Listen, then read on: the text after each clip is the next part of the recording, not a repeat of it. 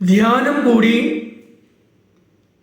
പിന്നീട് വളരെയധികം നാളുകൾ ആത്മീയമായി വളരണം എന്ന സ്വന്തം തീരുമാനം.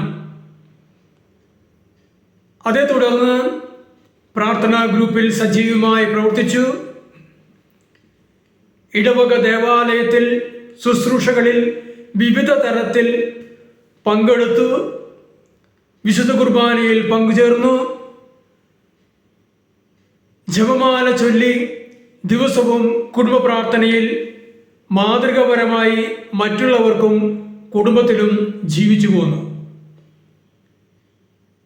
പിന്നീട് കുറെ നാളുകൾ കഴിഞ്ഞപ്പോൾ ലോകമോഹങ്ങളെ സ്നേഹിച്ചുകൊണ്ടോ എന്തുകൊണ്ടോ ആദ്യത്തെ ദൈവത്തിനോടുള്ള സ്നേഹം നീ നഷ്ടപ്പെടുത്തി കളഞ്ഞു. എവിടെ നിന്നോ എപ്പോഴോ ഒരു അധപതനം നിനക്ക് സംഭവിച്ചു.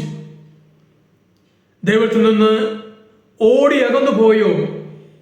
ഇനി യേശുവിൻ്റെ അരികിലേക്ക് തിരിച്ചു വരാൻ എങ്ങനെ സാധിക്കും? പ്രാർത്ഥനയിൽ എങ്ങനെ തിരിച്ചു വരാൻ സാധിക്കും? ജപമാലയിലൂടെ മാതാവിനോട് കൂടെ, ഇടവക ദേവാലയത്തിലൂടെ, വിവിധ സംഘടനകളിലൂടെ എങ്ങനെ ഒരു തിരിച്ചുവരവ് നിനക്ക് സാധിക്കും?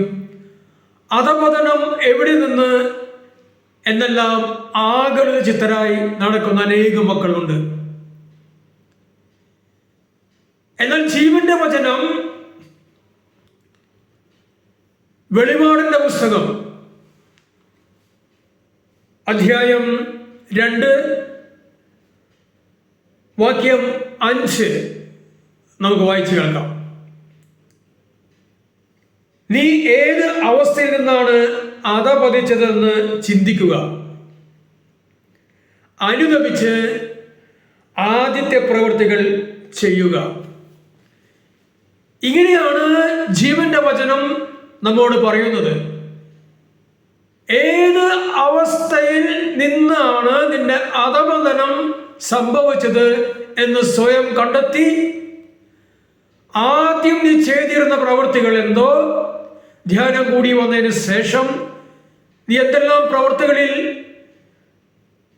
ആത്മീയമായുള്ള കാര്യങ്ങളിൽ, ദേവാലയത്തിലൂടെ, ഇടവക ദേവാലയത്തിനോട് കൂടി എങ്ങനെയെല്ലാം നീ പെരുമാറിയിരുന്നുവോ, സജീവമായി നീ പ്രവർത്തിച്ചിരുന്നുവോ, അതെല്ലാം ഒന്ന് ചിന്തിക്കുക. ആ പ്രവൃത്തികളിലൂടെ നിനക്കൊരു തിരിച്ചുവരവ് സാധ്യമാണ് എന്നാണ് വെളിപാടിന്റെ പുസ്തകം നമ്മെ ഓർമ്മപ്പെടുത്തുന്നത്. അതിനാൽ അധപതിച്ചത് എന്തെന്ന്, എവിടെ നിന്ന് എന്നൊന്നും കാരണങ്ങൾ അന്വേഷിക്കുവാതെ ആദ്യത്തെ പ്രവൃത്തികൾ, ഒരു ധ്യാനം കൂടി വന്നതിന് ശേഷം നീ എന്തെല്ലാം പ്രവർത്തനത്തിൽ ഏർപ്പെട്ടു, നിന്റെ വിശ്വാസം ശക്തിപ്പെടുത്തി, അധപതനം എന്ന് നീ ചിന്തിക്കാതെ ആദ്യത്തെ പ്രവൃത്തികൾ ചെയ്ത് യേശുവിന്റെ അരികിലേക്ക് കടന്നു വരുവാൻ ദൈവത്തിന്റെ പരിശുദ്ധാത്മാവ് ഓരോരുത്തരെയും ശക്തിപ്പെടുത്തട്ടെ, നയിക്കട്ടെ. ഹല്ലേലൂയ.